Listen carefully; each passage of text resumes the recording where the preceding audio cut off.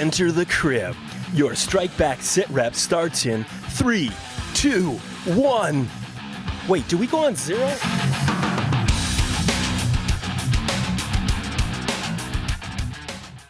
Welcome back, guys. We are here to talk about episode 5 of Trackers on Cinemax. I'm Kelsey. And I'm Deb. And stuff happened. Some stuff happened. Mm-hmm. Some big stuff happened. I don't know. Deb, your overall thoughts. You give me yours first.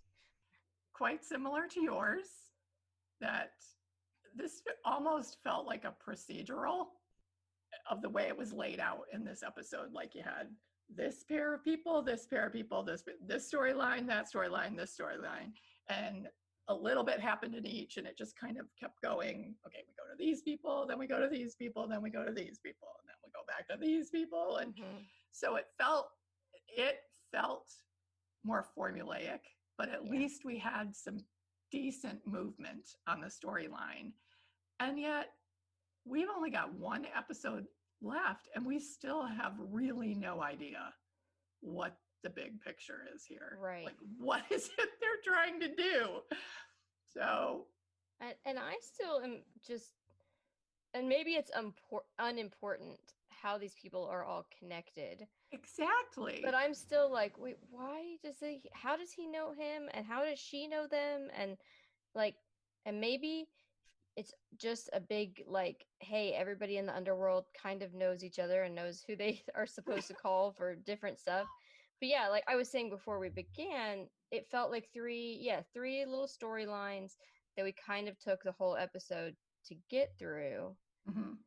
But at least we got some stuff, some like Flea. I was like, Limmer, what the fuck are you doing? Go. Yeah. Yes, exactly. She used you before. She used sex to use you before. We saw her totally naked. That was a little crazy. It's Cinemax. Yeah, but like I can't, like, men and like pretty women, and I'm like, seriously, you just like let her lead you around, and then of course she kicks the bucket. So did she? I mean, at least it looks like that, I guess. He thinks she did. Because that would make no sense to me. She knows she shorted the diamonds.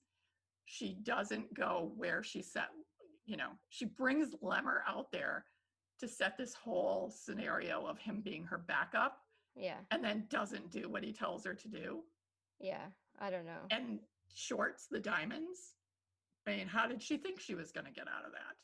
Yeah, that's so true. They never actually showed her. Yeah, that's true. So I have serious doubts that was actually her. Oh, interesting. Okay. It could be. I mean, the whole thing was weird. And yeah, it would seem weird to have him out there. Maybe, I guess she wanted a witness for whatever was going to happen more than backup. But right, yeah. And then there's Mila, and like she's all like crying, like, I work for you, and like, only for you, except then the immediate thing I'm going to do as soon as I get out of here is call, my boyfriend and try to escape you, and now like be on the run with him. And I'm like, what? And of course, in typical PBI fashion, we have this person that we are treating as a criminal and a traitor. I mean, Janine said that. We dealt with traitors, 20 years ago, we would have just killed you. And yet they just let her go. Yeah. I mean, I get it that they're going to follow her, but come on. Yeah. And then typical brilliant Nina has, doesn't expect her apartment to be trashed, but instantly figures out where the camera is. Oh, Mila, yeah. I'm sorry, what did I? Yeah, said Nina, but that's all right. Yeah, no, yes, I was like, how? She's never seen them place the cameras for their, right. But like, she looks around, and that was a big one. As soon as she did that, I was like, oh, wah. Maybe because you've seen a lot of cop shows or something, or like spy shows. There are places that if it was me, like, I would go look in the fire alarm, and in the like air conditioning vent, and like those places that you like see on shows. But if they did any like actual like spycraft shit, I would have no idea where to find stuff. Right. Exactly. Plus, It was our just like, apartment, our house is so cluttered. I can't even imagine. They would just be able to like lay it on the table and we wouldn't even notice till like Josie picked it up and brought it over to me or something. What's this, Mom? Where did you find that? Oh yeah, no, that was crazy. But hey, although Limmer, Janina did have my favorite line of the night when she's something about, if you believe that, then you're even more stupid than I thought. It's like, okay, that's my favorite line of the show. That was great. I just thought I was sitting there going, me in the questioning, Mila, just tell them. Yeah. Got out of an abusive relationship. I've been sad and lonely. Blonde chick, whatever her name is, made a comment about how men like him seem like they could handle their business. And I was like, I'm horny as hell. He's not a part of the investigation. I'm going to go have sex with him. And then that's like at least something you could have said. Right. Just like, but instead, it's just like, I'm waiting for you. I'm competent at everything, but getting actual out of this problem. And then, goes right to him, being followed by the PBI. She freaks out on the phone, and then walks by the guy and makes the most obvious stealing of the phone, most obvious stealing of the jacket, puts on this, bright orange raincoat. He tells her, put on a bright color. What would you do that? And is the only person running around this square in a bright orange raincoat with the hood up. Yeah. When no one else even has a jacket on. And they can't find her. And at one point, they even say she's heading toward such and such hotel. Yeah. Just go to the hotel. Right. Yeah, like, no, it was where she spends, they spend how many hours, and the PBI never thinks maybe we should go to the hotel she was headed toward. Yeah. But Osman's people figure it out. I'm like, who have like no idea where she might be. Yeah. But they figure it out. But the PBI can't figure it out. Yeah, they're super, like, literally, I agree with Shady Minister that they're terrible. Yeah. They shouldn't be shut down for any shady reason. They should just be shut down because they're incompetent. Exactly. I'm like, yeah. And, I really just feel like it's, that the story is just too big for so few episodes. Yeah. And they should have cut the story down. Yeah. Because they're trying to cram all these relationships and all these, developments into just way too few episodes. Yeah. No, it definitely feels like maybe they had the wrong person picking out the key moments of the novel. What they thought had to be in. And I don't know how much the author, was a part of that, because I could see both that being like, in some cases, like, Neil Gaiman, when they did Good Omens, being a part of that, made this brilliant TV show. But on the other hand, I could see that almost being a problem, because as an author, you're like, well, this needs to be in, and this needs to be in, and this is important. But if it's like you're picking just clues or what you think is, like, it just doesn't, it's too much. Like you said, it's too much. Yeah. It doesn't make sense. I would prefer to have them change the plot a little bit, to have fewer people involved, so you could actually understand why these people are doing what they're doing. Right. I think it has a lot of potential. I think it got lost. Yeah. There's just too many characters, too many extraneous characters for the way they wanted to tell this story. Yeah. And like, this whole stealing of the diamonds and, double crossing each other is a huge part of this. Yeah. Yet, in the end, Daoud made the deal himself. So what was the point? Right. Yeah. Well, who cared about the diamonds? Why did that even matter? Right. Yeah. Except to bring Limmer somehow into the story is the only thing I can think of, which you could have done, I think, another way. I mean, him and Flea is interesting, but not as interesting as they spent so much time on, I think. Right. Exactly. I would have liked to see him hook up with, Nina earlier. because I think it will be interesting to see the two of them working together, because although she's been dumb about some things, she has an instinct for this that you can Right. see. And he is obviously very good, weirdly good, magical at times about his job. So maybe the two of them can actually make some progress. And then Mila, like, well, I mean, I assumed that she's going to do something magical in the last episode because she's Magic Mila. She's going to turn out to be like some ninja warrior sort of person. Right. Like all of a sudden have all these, super soldier skills. Yeah, right. Like Limmer's gonna end up almost dying, and she's gonna save his life instead of like the other way around somehow, but not like in a fumbly way, but in like a really clean, easy way. Right. Yeah. Okay, so we have the CIA yet again stating that Lucas Becker is not connected to them. Do we believe that? At this point, I do, because he doesn't have the backup that I would expect a CIA agent to have. Although, again, in this show, maybe that's realistic. I don't know. Maybe that's just because we've always, the media we see, right, is like very CIA, has like all these resources, and maybe that's the inaccurate thing. But I don't know. Again, it's like, why is he there except to involve Mila?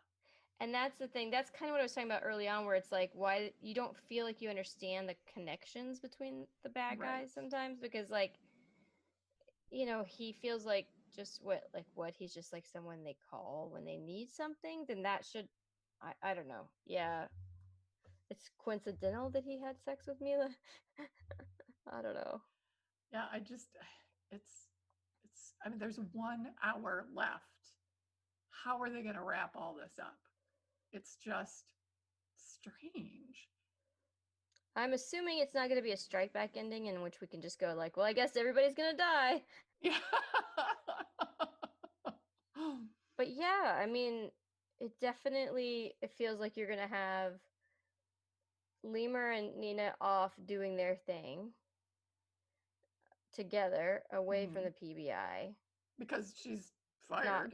She's fired. So like, are they going to again that weird thing between Quinn and her? Okay, we're on this stakeout, and but I figured it all out, but I'm still here, and so if you figured out that you were watching the wrong thing, then just go watch the right thing. Yeah. And I just love it. It's him and 3 guys sitting in a chair. Sitting in the chairs. What were they? Yeah. Those guys and my thing was like, you're like super kitted out to be just lounging like that. Right.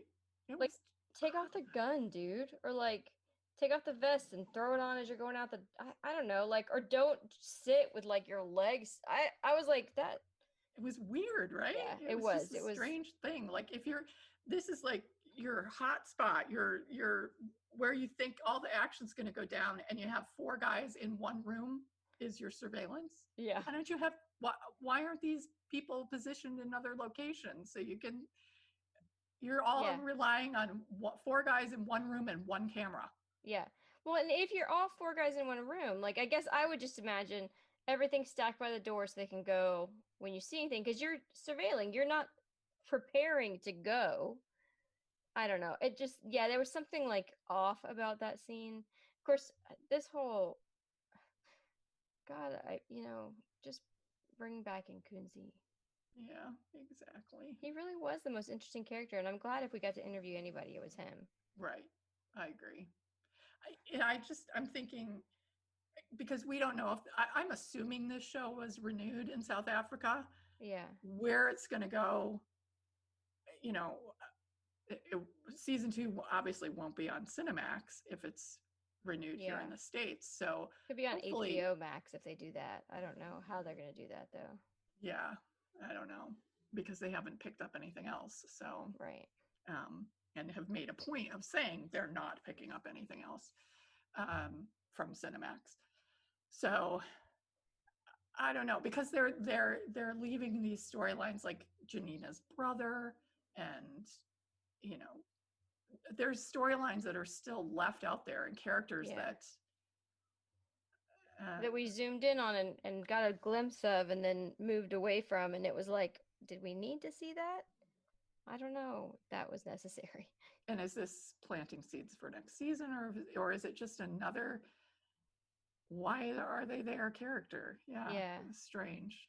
Yeah. So as you guys can tell, we got hopeful and then we sort of lost hope.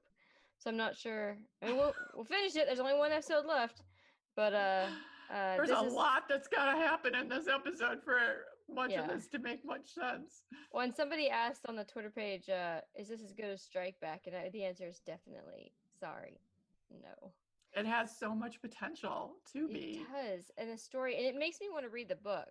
Exactly. Yeah. There is. I feel like there's a thread here of something really great, and I want to go read the book to find out. But it's just they crammed unimportant things, and maybe that's the thing. You know what? Like Jack was really, really good at understanding that you have to get as much across as possible in the short amount of time, and cut, and amazing editors on Strike Back who cut. Right. Although we still are a little unhappy about episode 10, but whatever. Who cut like the unimportant stuff. But it feels like maybe they didn't have the best editors on this, deciding what was actually going to be important for the story. Because seeds for next season shouldn't be things that are so obvious that you go, why was that in that? Right. Why do I need to know that? They should just be little tiny hints. Yeah. So, yeah. Yeah, we had 8 really great seasons of really tight writing and tight editing, and it's hard for a new show to live up to that. Warriors did. Oh, well, yeah. If you're not watching Warrior, watch Warrior. Oh my God. Can't wait for that. An amazing show. But yeah, it either needs fewer characters and tightened storylines, or it needs more episodes. Yeah. And I would vote for more episodes. There's so much potential in this. Yeah. Yeah, if they had fleshed it out more. But I guess you work with what you got. I wonder if they had thought they were going to have more episodes and then had to, or if it really was just trying to write a whole book in 6 episodes. It just, you just don't care enough about I think almost anybody. Exactly. There's no, and Kunze was literally the only person I felt connected to. Because he just kind of exploded onto the scene and was like larger than life and gave you a lot to connect with. Whereas the other characters, like, there's a story there with Lemmer, and you get this tiny little crumb of it, but there's, like, give me something to connect to. And the same with Janina, like, make me care about you. Like those 2 characters, I find myself really intrigued by. But I just don't, like, if they died, I'd be like, oh, that sucks. It wouldn't be like, oh, I can't believe that. Because even though they're the, like, main characters in the story, it just, and Mila, I could give 2 shits about, which is definitely not what they were going for. Right. But it feels like that was maybe forced a little bit. It's why I'm just like, meh, whatever. Yeah, like, And Quinn. I mean, Quinn should be this incredibly interesting character. And yet it's just, like, I just find myself angry with him. Like, I'm like, no, dude, no. Yeah. How long have y'all been working together? And this is how you communicate? Exactly. No. Yeah. I mean, she point blank said, can I trust you? And she said it more than once. Yeah. And every time he screws her. Right. In the most ultimate way. Not once has he just gone to her and said, what is going on? Yeah. How do we work together on this? What is your plan? Right. No. And then if she had just said, get out. Okay. Yeah. But, no, it's a mess. It's definitely a mess. Yeah. All right. Well, I guess that's our thoughts on Trackers episode 5. We will be back next week with 6, and hoping and praying and if you guys are picking up on stuff that we're not and you're loving the show, we would love to hear from you. And hear from you on why. And just FYI, you can always not only tweet us at StrikebackCrib, but you can also go on to Anchor and even leave us like voice messages and stuff. We could play it and answer you. Nobody's ever done that. It would be cool. Right. Tell us what else you're watching too. Yeah. What's next? Yeah. Because, I mean, I think we had put out there that we were going to cover Gangs of London. Yeah. Which had originally been was going to be a Cinemax show. And now it's AMC. It's been renewed for a second season in the UK, which meant Cinemax couldn't carry it a second season. Yeah, so it makes sense that they went for another distributor. They're moved to AMC. So now, although I don't know what that means for release time, because we had heard rumors of it coming out end of summer, but now we don't really know. So, and then Warrior is like October. I think. So so we got to figure it out in the meantime. But so tell us what you're watching. What are you watching? I know we're both watching Yellowstone. Yeah, Yellowstone. Where I'm like, just stop killing people. You're supposed to be the good son, and you are very trigger happy. And why is he the bad son? And he just keeps trying to do what he's told. I don't understand. Why does the dad trust her? Because she is a bitch. Oh my god. She is a sociopath. Like there is nothing I like about her. No, every time I think like I'm gonna like her, like with the my brain just farted in all of their names. But the like lead bunker guy, you know, I thought, Rip. I was like, and I love so Cole Hauser. Oh my god. I'm gonna like them.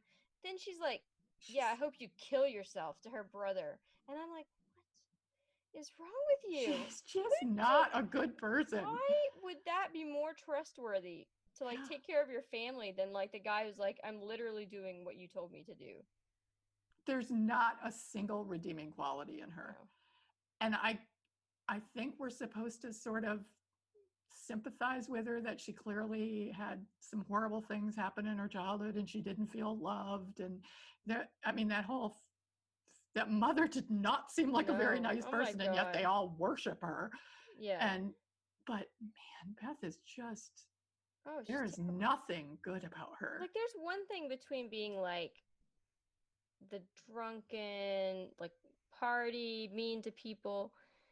You can sympathize with that. We do with people on Succession who are terrible people, but then you're like, but I understand. But there's some shred of humanity in all of them.